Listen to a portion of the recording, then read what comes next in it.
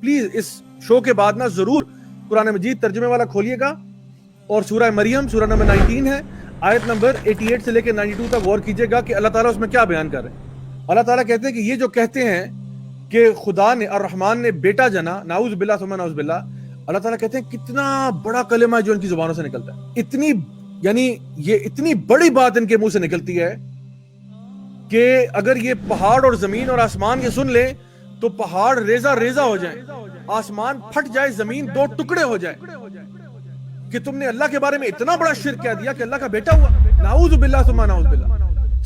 وہ چیز جو کرسچن اکیڈمکس بھی نہیں مانتے، امیجن کریں کہ چوتھے محلے سے ایک مسلمان اٹھ کے کہہ رہا ہے کہ نہیں میں نے منانی ہے۔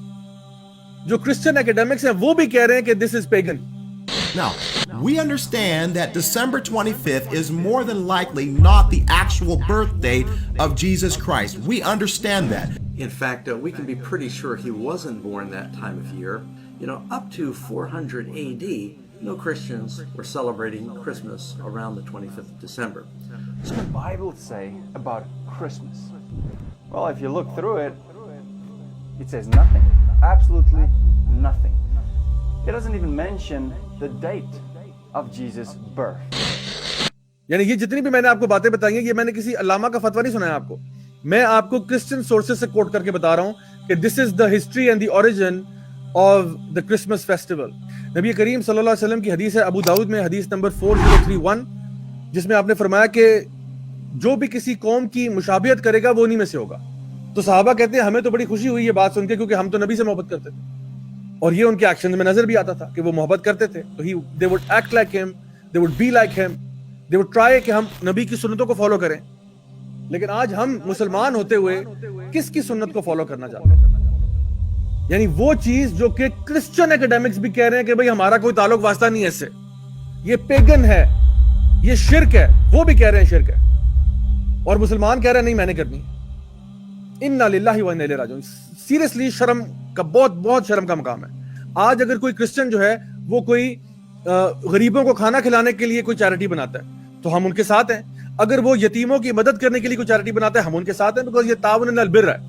لیکن اگر وہ کہتا ہے کہ آؤ شرک میں ایک چیریٹی بناتے ہیں، آؤ سب مل کے شرک کرتے ہیں، تو اس میں ہم ان کا کبھی بھی ساتھ نہیں دے سکتے۔ شرم سے ڈوب مرنے کا مقام نہیں ہے مسلمانوں کے لیے کہ مسلمان کہ نہیں جی ہم تو لائٹیں لگا رہے ہیں، اس میں کیا ہے، ہم تو جی یہ بتیاں لگا رہے ہیں، ہم تو کرسمس ٹری لے کے آ رہے ہیں جو کہ ایک پیگن فیسٹیول ہے۔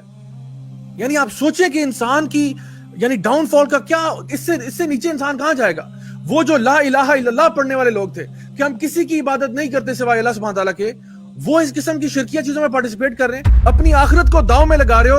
قرآن مجید میں اللہ تعالیٰ فرماتے ہیں ان الشرک لظلم عظیم، سب سے بڑا ظلم جو اس کائنات میں ہو رہا ہے وہ شرک ہو رہا ہے کہ اللہ تعالیٰ تمام گناہوں کو معاف کر سکتا ہے لیکن شرک کو معاف نہیں کرے گا۔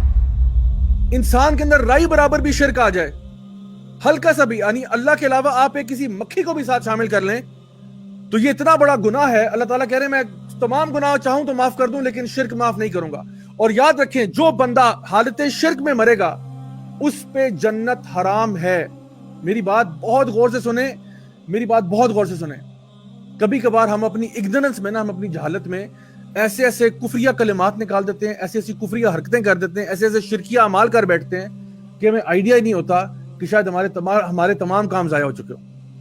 تو یہ وقت آگے اگر آپ سے غلطی ہوئی ہے اللہ تعالیٰ سے معافی مانگ کے واپس لوٹیں اس طرف اور توبہ کریں کہ آئندہ ایسا کام ہم نہیں کریں گے۔